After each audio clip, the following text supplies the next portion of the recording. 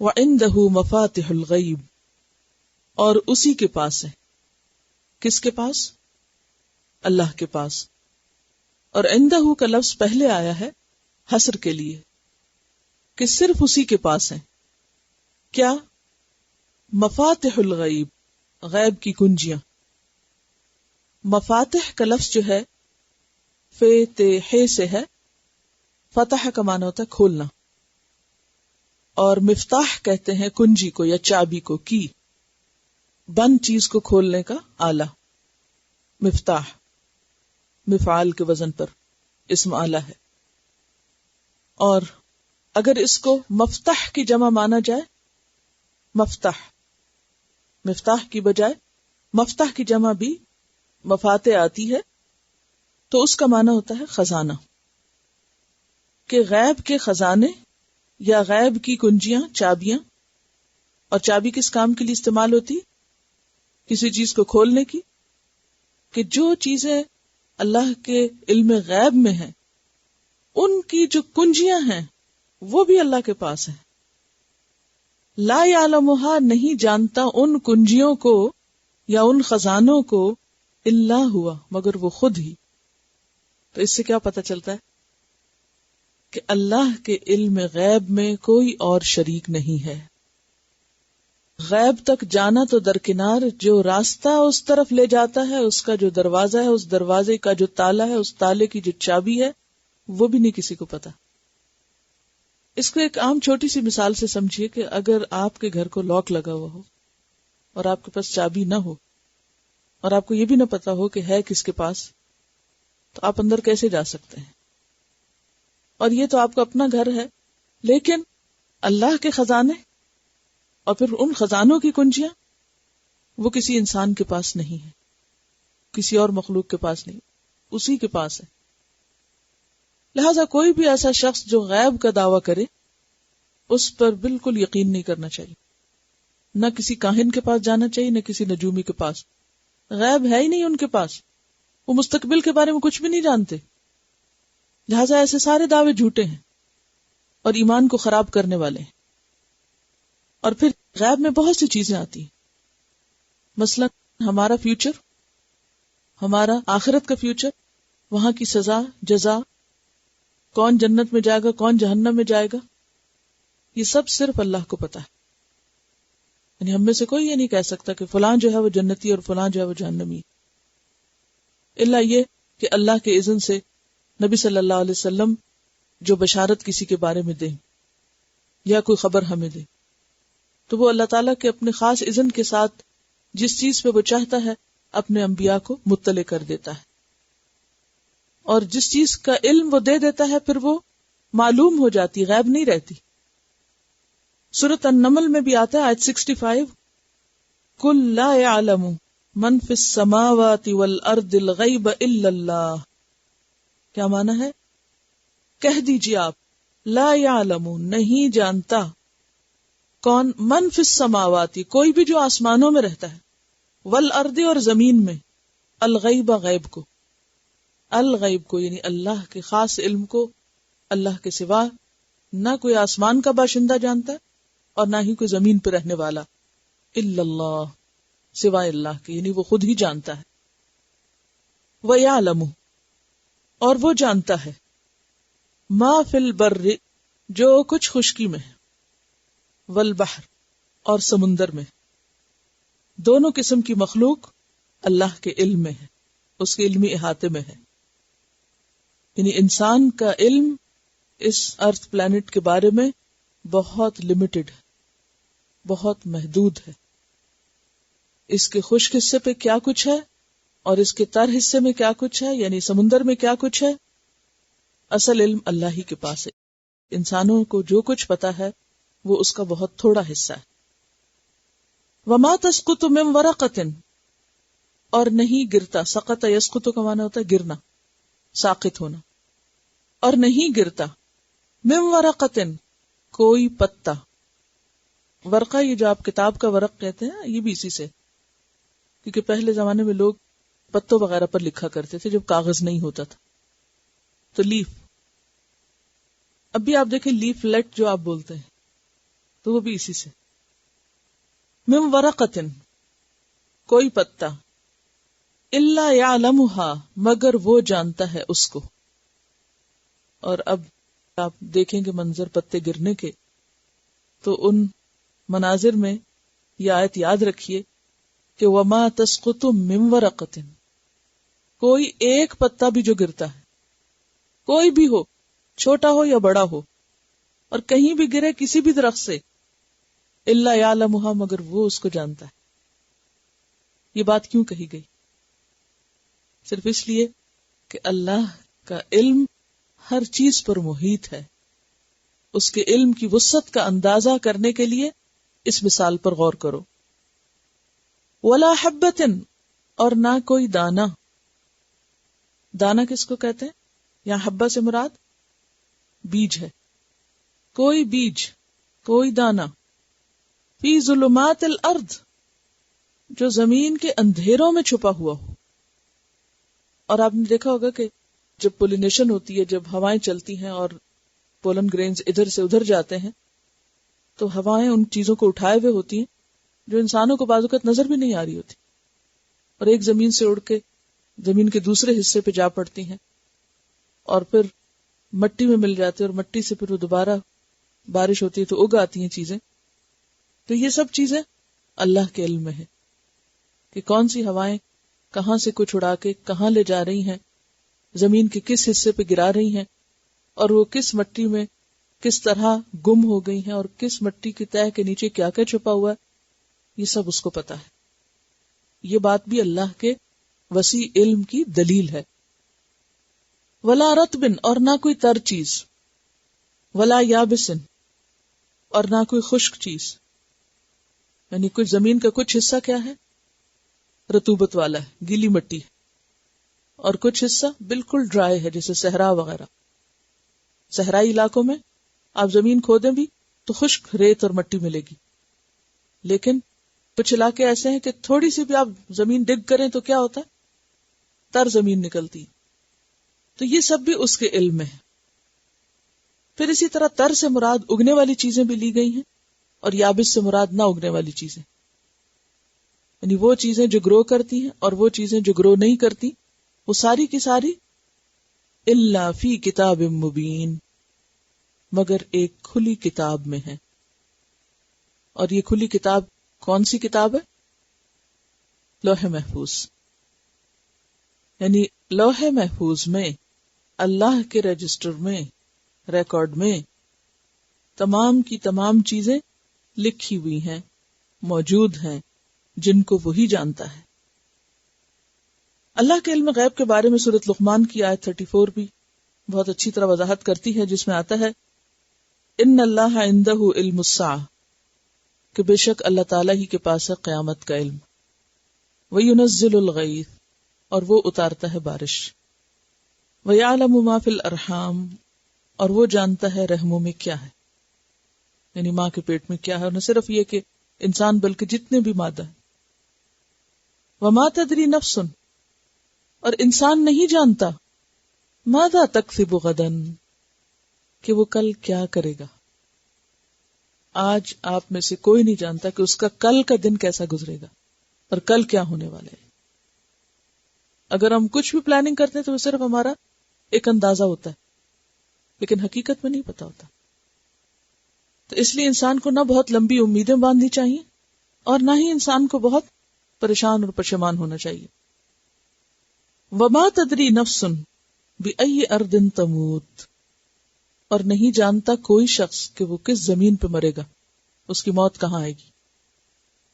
اس سے مراد کون سا ملک بھی ہو سکتا، یعنی اپنے گھر میں مریں گے یا گھر سے باہر مریں گے، کسی اسپتال میں مریں گے، یا راستے میں سڑک پہ ہوں گے، یا سفر میں ہوں گے، یا کہاں ہوں گے کہاں نہیں، کسی کو نہیں پتا. وہ تو جب موت آتی تو پھر ہی پتا چلتا ہے کہ اچھا یہ زمین لکھی ہوئی تھی. تو اس لیے اس بارے میں بھی انسان کو بہت حسرت یاد سے کام نہیں لینا چاہیے کہ کاش وہ فلاں جگہ نہ جاتا تو وہ نہ مرتا. تو جگہوں سے کوئی فرق نہیں پڑتا، وہ تو جس کی جہاں لکھی ہوئی ہے وہ تو وہیں آنی ہے. تو اس آیت سے ہمیں کیا پتہ چلتا ہے؟ دو باتیں. نمبر 1، علم کل اللہ ہی کے پاس ہے. اور علم کل سے مراد کیا ہے؟ وہ بھی جو ظاہر ہے اور وہ بھی جو غائب میں. وَلَا يُحِيطُونَ بِشَيْءٍ مِّنْ عِلْمِهِ إِلَّا بِمَا شَاءَ، اور اللہ کے علم کا احاطہ نہیں کر سکتا کوئی مگر جتنا وہ خود چاہے. اللہ تعالیٰ جتنا جس بندے کو دینا چاہے، تھوڑا یا زیادہ، وہی جانتا ہے اور وہی دیتا ہے. اور پھر علم دینے والا بھی اللہ ہی ہے. اسی لیے دعا مانگی جاتی رب زدنی علما، کہ اللہ ہمارے علم میں اضافہ کر دے، ہمیں زیادہ کر دے علم میں، اور ہمارا علم بڑھا، کیونکہ خدا کی خاص نعمت ہے. پھر اس کے بعد دوسری اہم بات یہ پتہ چلتی ہے کہ غیب کا علم اللہ کے سوا کسی کو نہیں، حتیٰ کہ پیغمبروں کو بھی نہیں. اور غیب کو آپ کو بتایا تھا کہ دو معنی ہوتے ہیں اس کے. غیب دو طرح کا ہوتا ہے، ایک ہوتا ہے نسبی اور ایک ہوتا ہے مطلق یا حقیقی.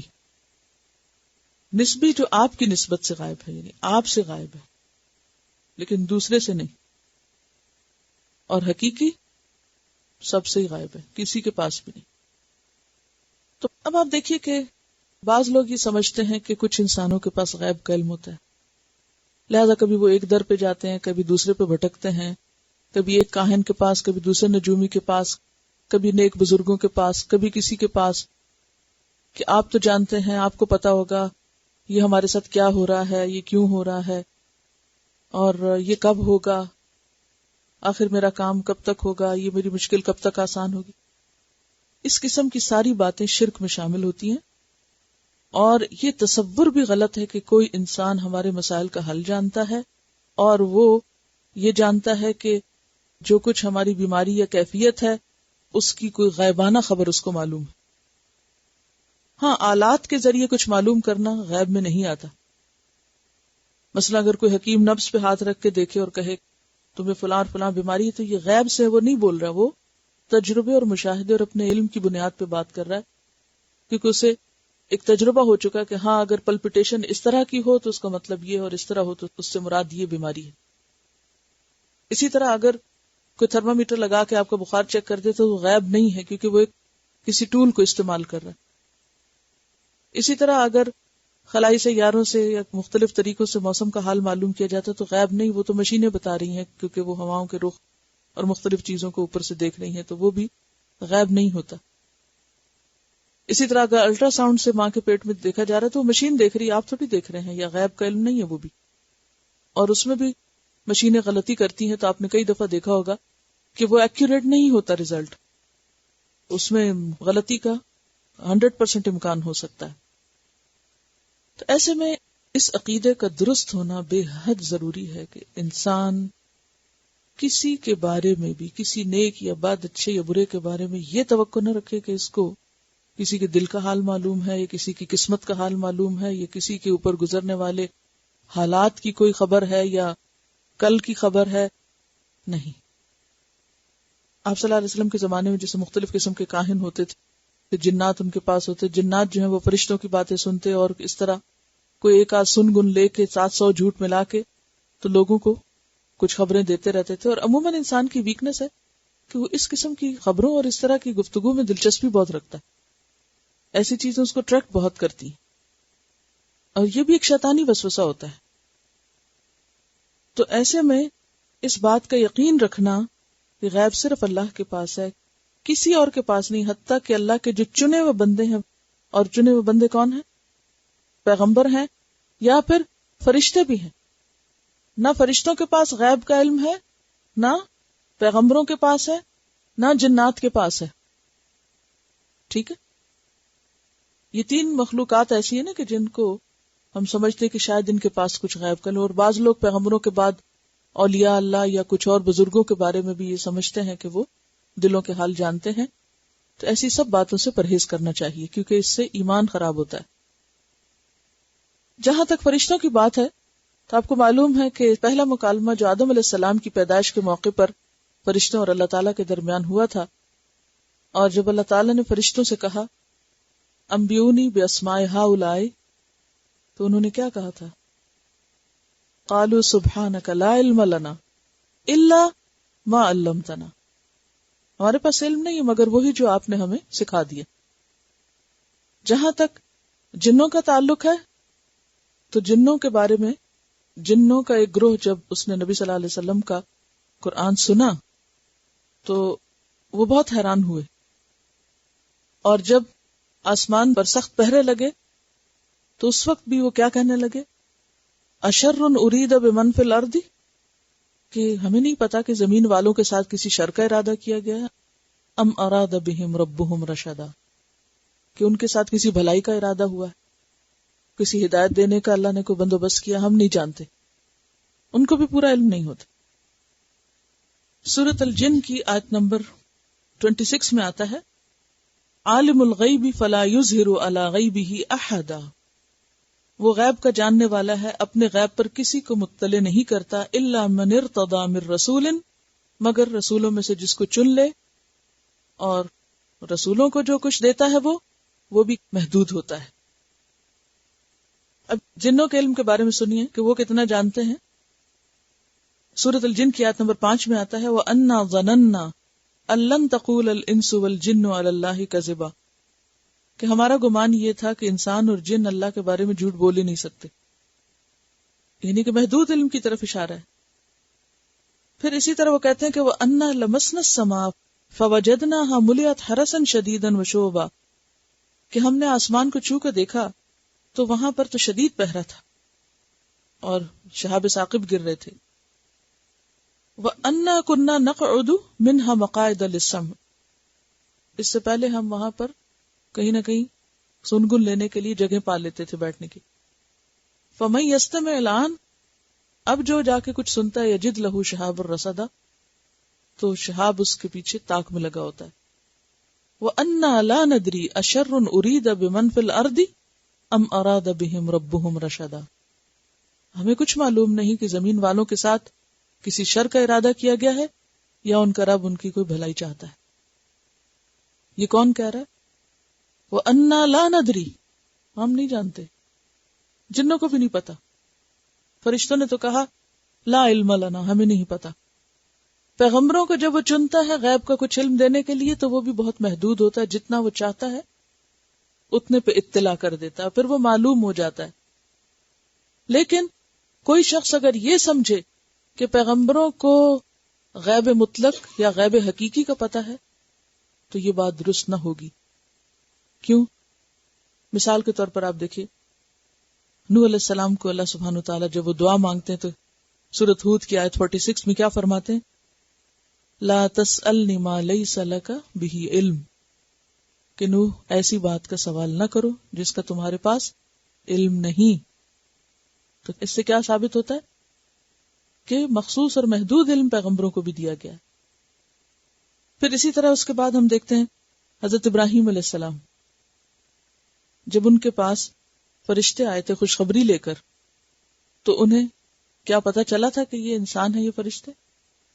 کھانا لا کے رکھ دیا ان کے لیے، پکانے لگے، کھانا لا کے رکھ دیا، جو اس بات کی کھلی دلیل ہے کہ انہیں غیب کا علم نہیں تھا. وہ تو یہ بھی نہیں پہچان سکے کہ یہ انسان ہے، یہ فرشتے ہیں. جب فرشتوں نے کھانا نہیں کھایا تو پھر انہیں پتا چلا کہ اچھا، اس سے پہلے انہیں خبر نہیں ہوئی. پھر اس کے بعد وہاں سے جب وہ لوط علیہ السلام کے پاس وہی فرشتے گئے تو وہ بھی نہیں پہچانے. وہ انہیں دیکھ کے پریشان ہو گئے اور کہنے لگے کہ اب یہ تو میرے لیے ایک اور مشکل وقت آ گیا، اور قوم جو ہے وہ حملہ آور ہو جائے گی ان کے اوپر، تو کیا بنے گا؟ تو انہوں نے کہا انا رسول ربک، آپ فکر نہیں کریں، ہم تیرے رب کے بھیجے ہوئے فرشتے ہیں. پہلے تو وہ سمجھے ویسے ہی مہمان آئے، کوئی انسان آئے، لیکن پھر پتا چلا کہ یہ فرشتے ہیں. لن یصلوا الیک، وہ آپ تک نہیں پہنچ سکتے. پھر ہم دیکھتے ہیں یعقوب علیہ السلام، یوسف علیہ السلام کنعان کے کنویں میں تھے، قریب ہی تھے، کہیں کوئی پتہ نہیں چلا. بیٹوں نے آ کے جو کچھ بتایا اس پر صبر کر لیا، خبر نہیں.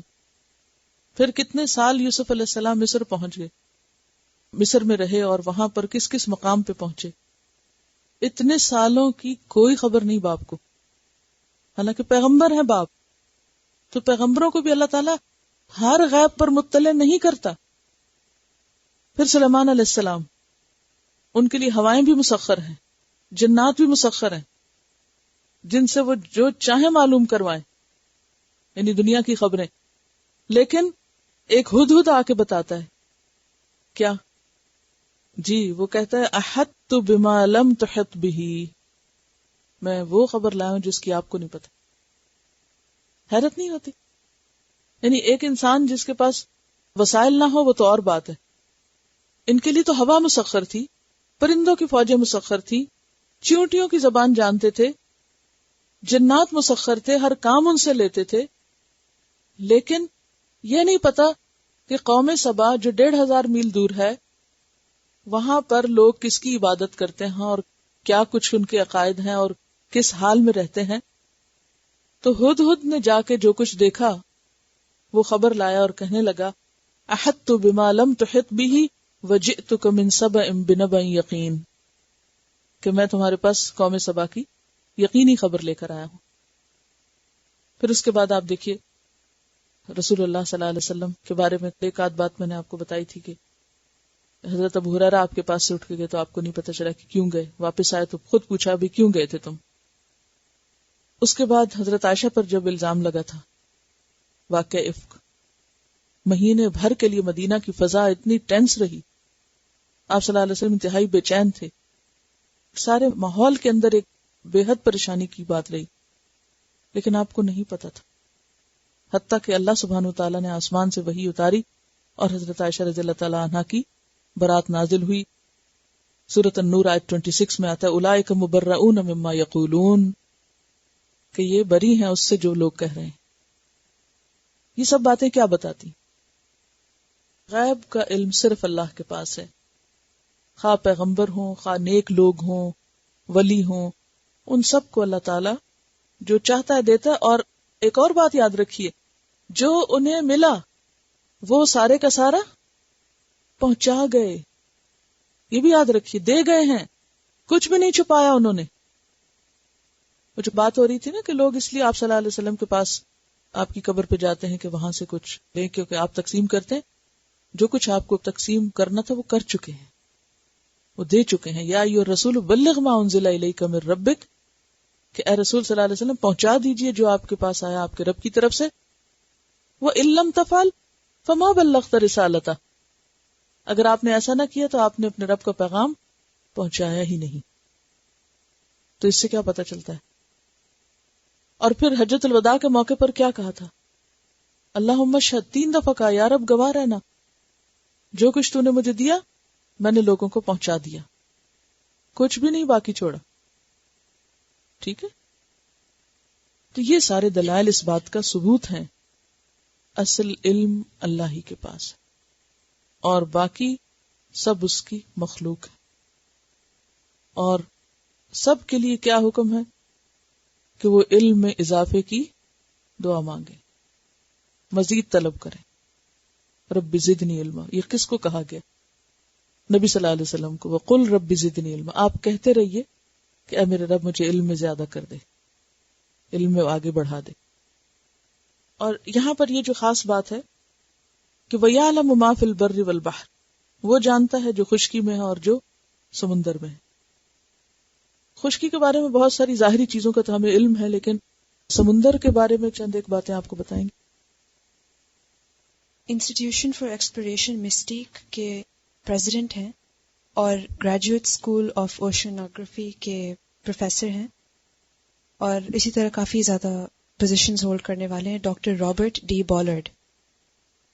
یہ ایک ورلڈ ریناؤنڈ مرین سائنٹسٹ ہیں جنہوں نے 1977 سے اپنی ریسرچ شروع کی اور 1994 تک ان کی ریسرچز چلتی آ رہی ہیں.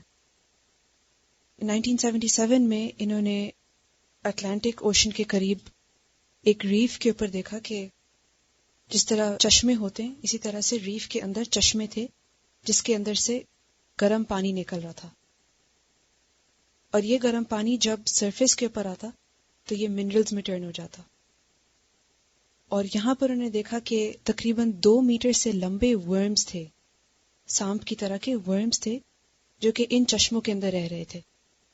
اور ان کے پیچھے انہوں نے ریسرچ شروع کی، کرتے کرتے انہوں نے پھر ٹائٹینک کو ڈسکور کیا، اور اس کے بعد انہوں نے کافی زیادہ ریسرچ شروع کی. 1985 میں انہوں نے ڈسکور کیا ٹائٹینک کو، اور اسی کے ساتھ ساتھ انہوں نے اس پر ریسرچ کرتے کرتے ان کو رج ملا جو کہ پورے دنیا کے گرد ہے.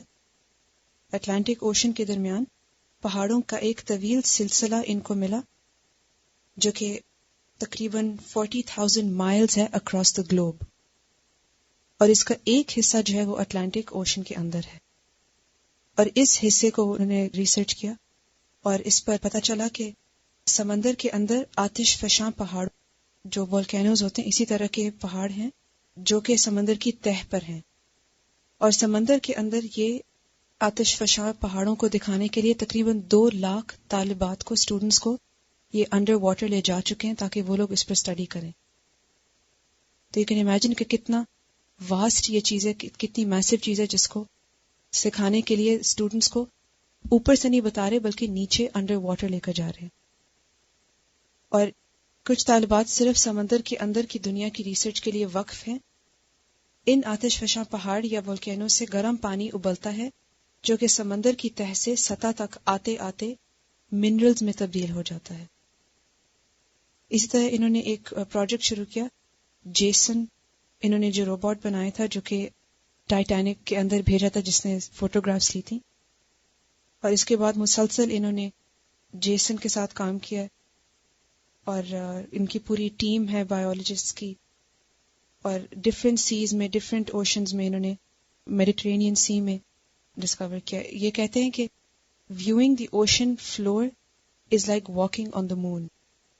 جتنا ڈسٹنٹ اور جتنا فار سیمنگ لگتا ہے کہ ہم چاند پہ جا کے چلیں، کیونکہ اوشن اتنا بڑا ہے، اوشن بیڈ اتنا بڑا ہے، اس میں اتنا کچھ ہے کہ if we can walk on the ocean bed it's like as if we can walk on the moon. اتنا کچھ ہے اس کے اندر. It's so difficult as well. اور ان کی تقریباً 20 سال کی ایکسپلوریشن، 20 سال کی سٹڈیز ہیں اوشن کے بارے میں. یعنی اللہ کا جو علم صرف اس زمین کے بارے میں ہے اسی کو آپ دیکھیے، اور انسان کو اگر اس علم کو حاصل کرنا ہے تو کتنی بڑی بڑی کوششیں کرنی پڑیں گی، اور کسی ایک شخص کے تو بس میں ہی نہیں، ہزاروں اور لاکھوں کی تعداد میں، اور سال ہر سال کی ریسرچ سے جو کچھ انسان سیکھتا ہے وہ بھی ایسا ہی ہے جیسے چاند پہ جانا. یعنی زیادہ دلچسپ بات یہی ہے کہ جو چیز آپ کے پاؤں کے نیچے ہے آپ اس کو بھی پوری طرح ایکسپلور نہیں کر پائے، کہاں یہ کہ آپ اتنی بڑی کائنات کا کچھ حصہ جان سکیں. تو یہ جو تصور ہے کہ اللہ کا علم بہت وسیع ہے، جو کامل ہے، اس سے اللہ تعالیٰ کی ایک عظمت دل میں آتی ہے، اور جب عظمت آتی ہے تو حقیقی معنوں میں جھکنے کو دل چاہتا ہے. پھر ہماری نمازوں میں خشوع کیوں نہیں؟ ہماری نمازیں کیوں بے روح ہیں؟ اس کی وجہ یہی ہے کہ ہم نے اللہ کی عظمت کو نہیں پہچانا، اور جو پہچان جاتا ہے پھر وہ خود ہی جھک جاتا ہے.